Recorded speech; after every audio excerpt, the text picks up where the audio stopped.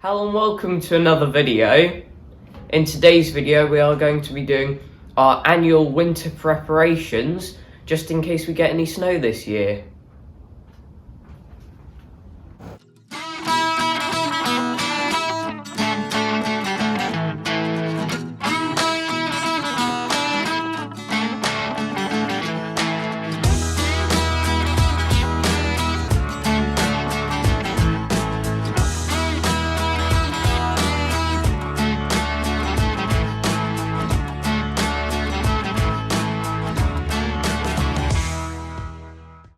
Today we have the Bolens HT20 in the workshop and we're going to be getting it ready just in case we do get some snow this winter.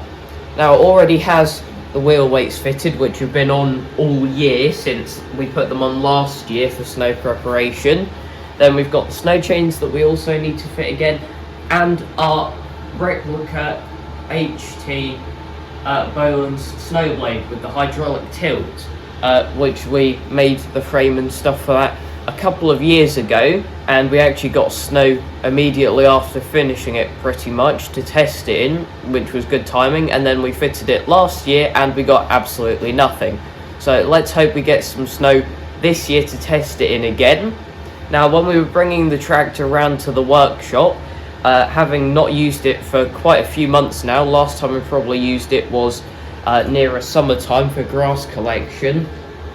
It started very well and ran very nicely. Bringing it around here shows that this has become quite a nice reliable tractor. So we're going to fit the snow equipment and then we'll check things on the tractor like oil levels, etc. Got the back end of the tractor jacked up now and on axle stands. And that is so that we can do the tyre chains, which we've gone into detail on these for a couple of years in a row, so we might not go into as much detail this year. First, we've got the lovely job of separating them, which could take a while, so I'll come back to you once I've done it. We've separated the chains now, and we've kind of laid this one out a bit here. Important things, which I'm sure some of you will already know. This connecting link has to be on the outside, with that one on the inside of the wheel, and you have to make sure that these are so that this bit is facing upwards away from the tyre, because you don't want that digging into the rubber when you're driving along with your chains on. Also important to look over them, make sure there aren't any rusty or damaged links, which could be faulty when you're using them. So what we like to do here is kind of put it a tiny bit on the tyre and then just spin the tyre around to get some more of it on, just to get it started like this, and not any of the ones that are crossed over. We've briefly connected up the chains now, and on this tractor with these tyres we found that 4 spare chains is the right amount once you take this link through and then connect it back up to there, as you should do, which we'll do in a bit. And we found that out last year that 4 was the best number to do. But to help with that, I'm just going to take a bit of pressure out of the tyre.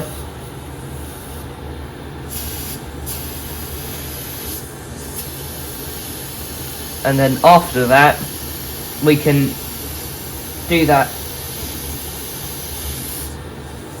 We can do the outside clip, and then we can put the pressure back in the tyre. We've now done this clip up properly, so we've hooked it round and then hooked it back through this link here, as you should do, and then we just cable tied up the 4 extra links just to keep them out of the way. Now I'm going to put air back into tyre,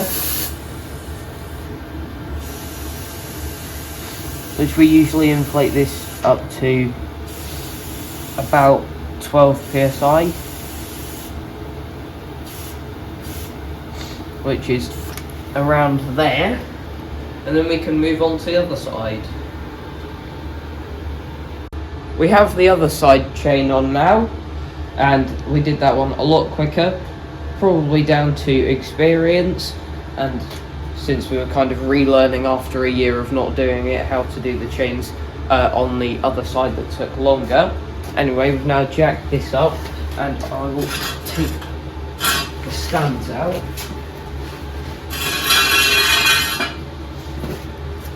And then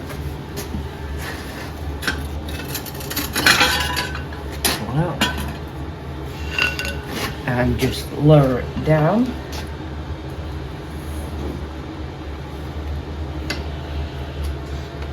Like so.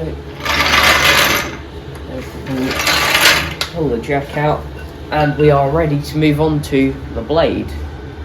We've now polished and cleaned up the back of the blade and the underside of the frame, which you don't usually get to see, and this is so that we can assess some of the wear and damage from the last couple of years of using this.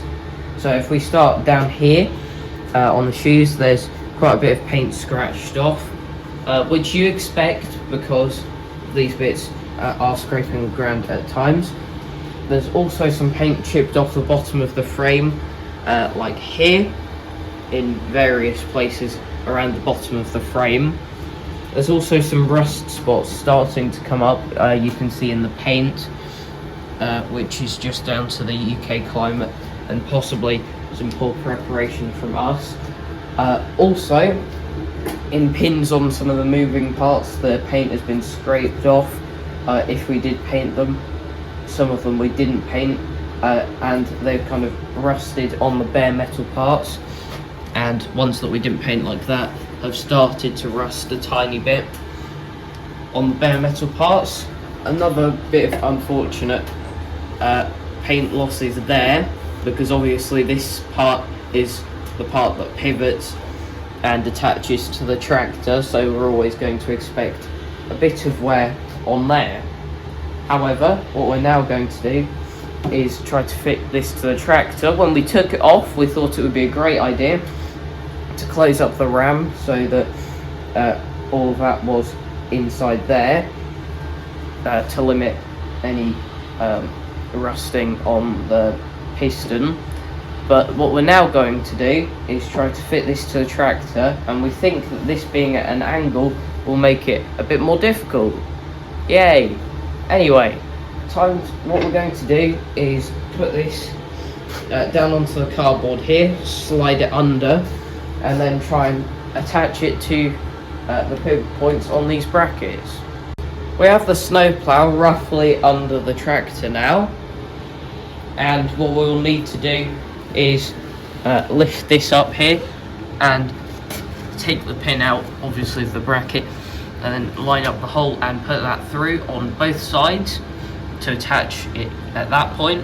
And then we need to get our homemade or our lift rods over there that we made up, and we attach one end to here and the other end to the hydraulics on the tractor there, which we've set to float, so that is slightly movable if we need to help us get that on. But that will take both of us probably to kind of do small adjustments and lift things while putting pins in and stuff. So we'll come back to you once we've made a bit of progress. We have the blade now fully attached to both the pivot point and also our lift rods.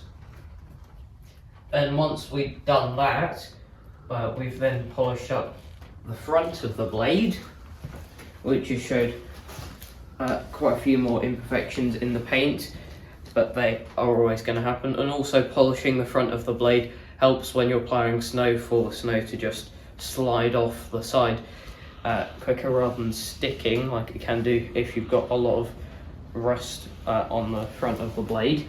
Now I'm going to connect up the two hydraulic points for the hydraulic tilt that we have on this snow plough, and they go into the auxiliary hydraulic points here on the front of the tractor.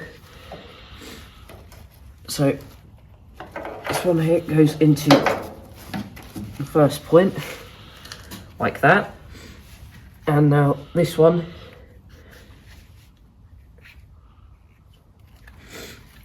if I get this off, just had to wipe that over because it was a bit covered in hydraulic oil and I couldn't get the cover off. But we've now got the second hydraulic line connected up, and we've connected up the bungs to the covers on both of them, as I think was suggested last year. Now what I'm going to do is I'm going to start up the tractor, and we can cycle the hydraulics, and you'll get to hear how well this starts. So I'll just do the fuel primer bulb that we've got on here. That helps a lot when starting this.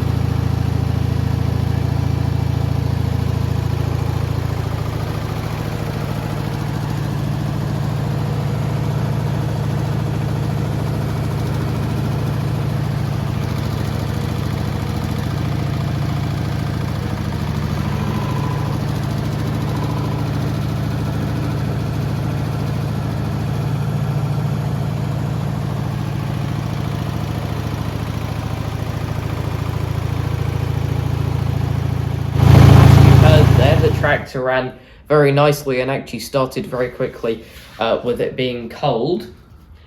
The blade is now fully ready for whatever form of snow we may get, and hopefully we will get some snow this year to use this tractor for some snow ploughing again.